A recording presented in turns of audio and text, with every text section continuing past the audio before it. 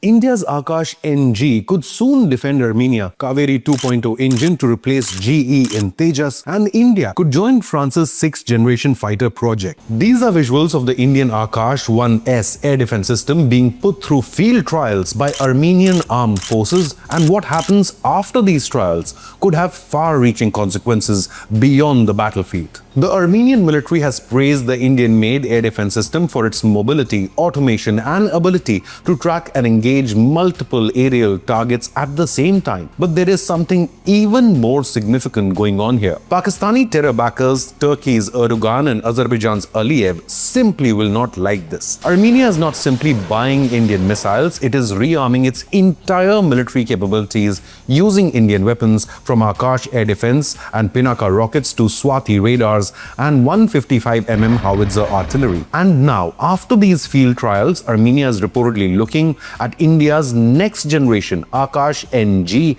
which extends the range from 30 kilometers all the way to 80 kilometers. This means any new Pakistani Chinese origin GE-F404 jets of Azerbaijan could become target practice if it sneaks close to Armenian skies. Now, this isn't 2020 when Azerbaijan outgunned Armenia. Now Armenia is protected by Indian air defense shield, specially designed to eliminate 4th-generation aircraft like the GE-F404 and Turkish origin Baykar drones as seen in Operation Sindoor. So why is Armenia turning to India for air defense systems? And is India emerging as a major global defense supplier after Operation Sindoor victory? Let's get into it. The Armenian military has publicly praised India's Akash missile system, calling it modern and highly mobile system that can dominate in any and difficult weather terrains. As per Defense News reports, an Armenian commander expressed strong satisfaction, adding that the system's automated radars and networked command architecture lets it track down dozens of aerial threats at once, as well as engage several targets simultaneously. This ability gives Yerevan a flexible shield against enemy aircraft or fighter jets, helicopters, drones, and cruise missiles that Armenia lacked in the 2020 Nagorno-Karabakh war, when its lack of air defenses were exposed especially by Turkish origin slow-moving drones. The first deliveries from India to Armenia were done in 2024, and the second batch was delivered after July 2025. As a defense exporter, India also gains a lot. This allows India to counter the Turkey-Pakistan-Azerbaijan nexus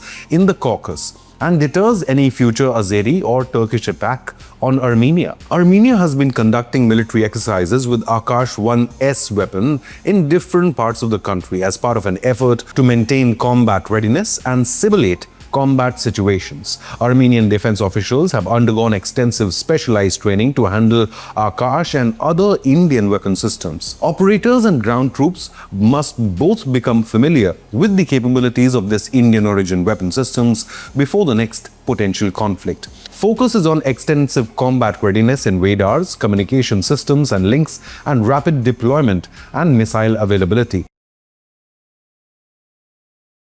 What if the engine that once held back India's Tejas fighter jets could now become the very technology that frees it from dependence on American engines? This is the question surrounding the Kaveri 2.0, a dramatically re-engineered new version of India's indigenous fighter jet engine that is now being developed around a new 90 kilonewton core. If the Kaveri engine succeeds, its comeback will be similar to Big B in Bollywood. India is also entering into a partnership with France's Safran to develop an even more powerful 120 kilonewton engine for the AMCA Mark II. So two parallel engine projects are taking off simultaneously. But why do we need Kaveri 2.0 when Tejas is already being fitted with the GE F404? India's gas turbine research establishment of the GTRE is developing the Kaveri 2.0. The new 90 kilonewton engine will replace the 85 kilonewton engine or the GE F404 engines after they reach their mid-life replacement cycle in the mid-2030s. 2030s, thereby reducing further dependence on foreign suppliers. If the program succeeds, the implications could go far beyond Tejas and set the tone for future jet programs of the Indian Air Force. For a country that has already built its own aircraft carriers, nuclear submarines, tanks, fighter jets, and landed a spacecraft on the moon, an indigenous fighter jet engine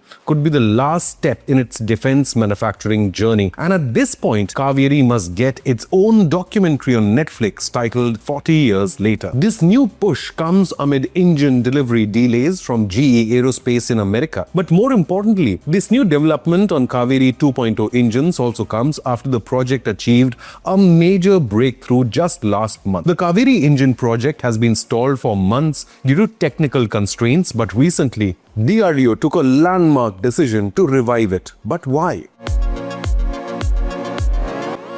The Kaveri 2.0 represents a comprehensive and complete architectural overhaul rather than a simple upgrade of the original design. A completely new core architecture is being developed to achieve higher pressure ratios and improve thermal efficiency, forming the foundation for the new 90 kN thrust target. The Kaveri 2.0 will have advanced single crystal turbine blades. These blades can withstand higher temperatures, enabling greater thrust and improved engine longevity. A modernized high-pressure compressor to improve airflow and combustion efficiency, contributing to the target dry thrust of 55 to 60 kN compared to GE F404's 50 kN. The engine is being designed to eventually deliver 90 kN of wet thrust with afterburners, matching the F404's peak performance and approaching the more powerful GE F404's 98 kN slated for the Tejas Mark IIs. Full authority digital engine control systems will optimize performance, fuel efficiency and maintenance diagnostics. Efforts are underway to reduce the engine's weight to around